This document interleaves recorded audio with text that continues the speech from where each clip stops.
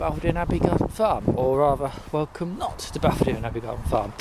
I've gone for a little wander up the road today.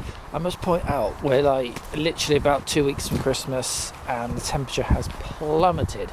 This time last year I was walking down here and it was just covered in snow. It's probably cold enough to snow now actually, if it did. It's about 1 degree wind chill factor, giving us about 0 to -1 degrees Celsius, so the wind is an easterly coming in. We're actually facing east at the moment, so I'm getting it full in the face.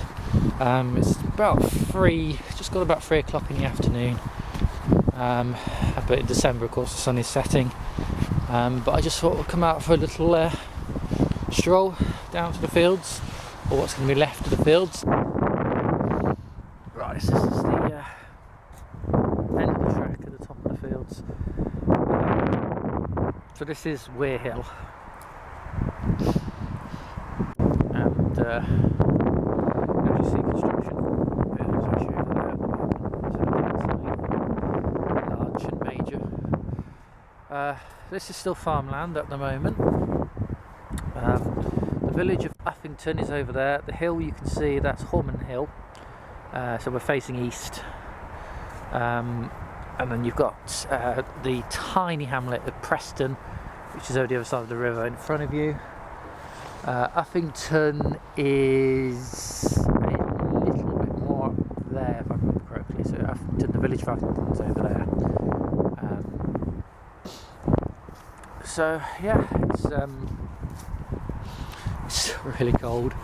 I shouldn't moan really, because we've had some very mild weather.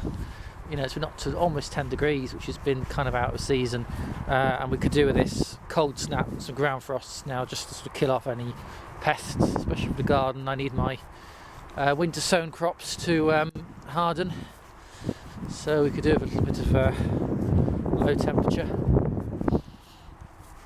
You can probably hear that noise. It's not peaceful countryside.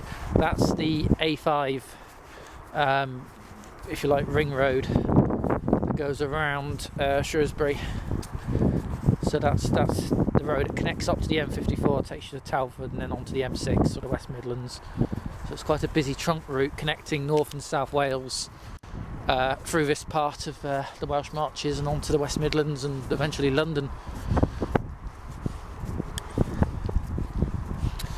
So you do get quite a lot of noise.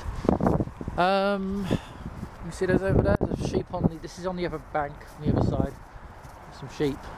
You don't normally get livestock on this side. Actually, it all tends to be growing fields. You used to get cattle over there on this side, but obviously those fields are now very much to the housing developer. So that's the end of farm animals on this side. Which is a shame. And the cows are a bit aggressive, in all honesty. Not my favourite, but. We'll have a wander down. I said I can recall literally 12 months ago walking down here doing another sort of commentary, and it was just heavy with snow. It was snow on the ground, you couldn't see it, was almost a whiteout. So you know, that was unprecedented, especially for this part of the world. So we'll have another wander, see what we can find. So as you can, well, it's not too bad actually. Well, the sun is, where's the sun? It's over there. So the sun is setting again, but overall it's not too bad.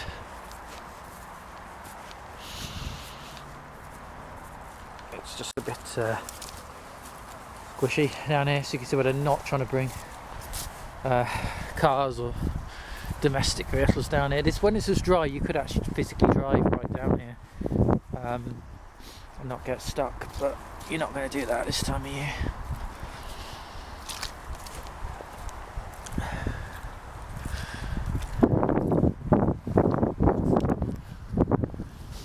Not many people around today. Last time I came here, which was a few weeks ago, about this sort of time, lots of people around, but it's probably far too cold for most of them to want to come out. So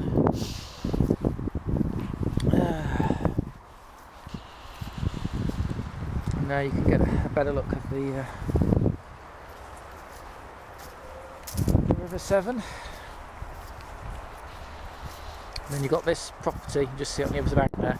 Now that used to be the ferry house. You can see in the distance there's a pond sticking up the ground. Oh yeah, that used to be the ferry house. It used to be like a manned manual people ferry here. I'm talking the 1800s, you know, it was a long time ago, but the River Severn used to have a number of crossings at the time, but obviously with, you know, bridges and motor vehicles, and there just isn't the footfall anymore to justify having manned boat crossings. So it does mean it does cut the people of Preston there and Uffington off. They have to drive right way round to get into the town, because the nearest bridge is the Belvedere Bridge is around the corner there. That's for railway traffic only. So yeah, the nearest road bridge now is the A5 Ring Road, which is right down the other side. So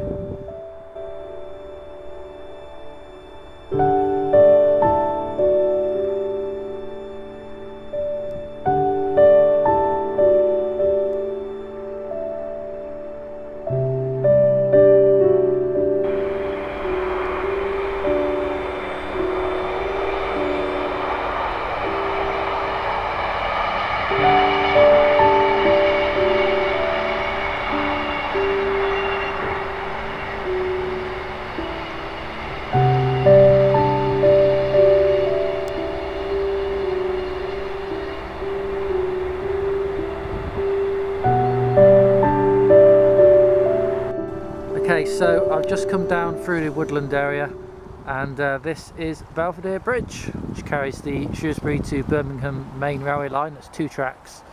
It's a major rail artery from this part of the world into the West Midlands and Central England. And then of course, as I mentioned before, you've got the River Severn that flows underneath. Now I'm just going to zoom in and show you just under there. Okay, and over there is the village of Uffington. I've zoomed in as much as I can on this camera, so you can just literally see it across the fields, and you can see the it's not the A5, but it's part of the Shrewsbury Ring Road, which connects onto the A5 in front of it. Fields, and then of course you've got the River Severn here.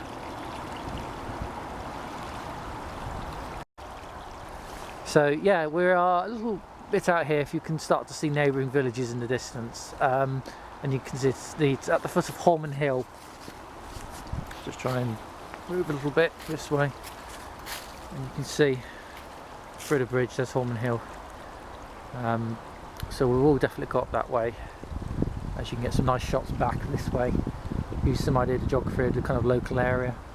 And behind it's all this sort of quite dense but thin strip of woodland.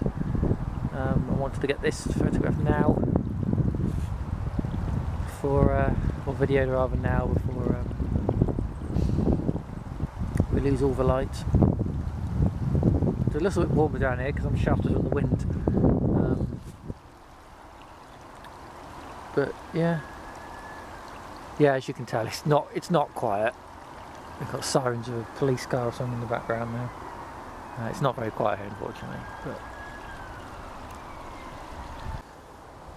okay, so I've left the bridge, which is just for the trees over there, but we can't see it. The river's down there, and we're now just trudging back through this little woodland outcrop. I made a mistake when I was walking back up this way, rather, that I went down there on a path which was sloping at about a 45-degree angle into the water. So I thought, no, we won't go back that way. We'll go back this way, which is sort of just further up the bank. So I'm just I'm keen to get back before it's too dark and I can't see what we're doing, because I didn't bring my torch with me, which hindsight might have been a bit of an oversight, but there we go. So this is quite a nice, natural and untouched, and I don't even think it's managed habitat. It's just sort of left to do its own thing.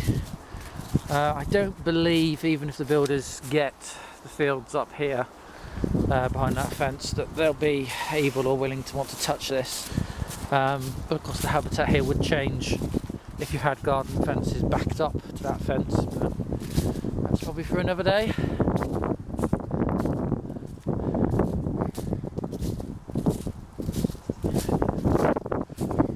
So yeah, it's just nice to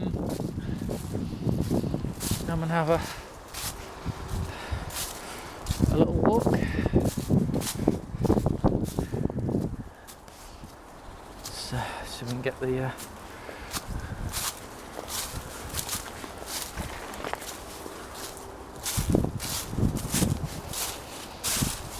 sunset over the hills.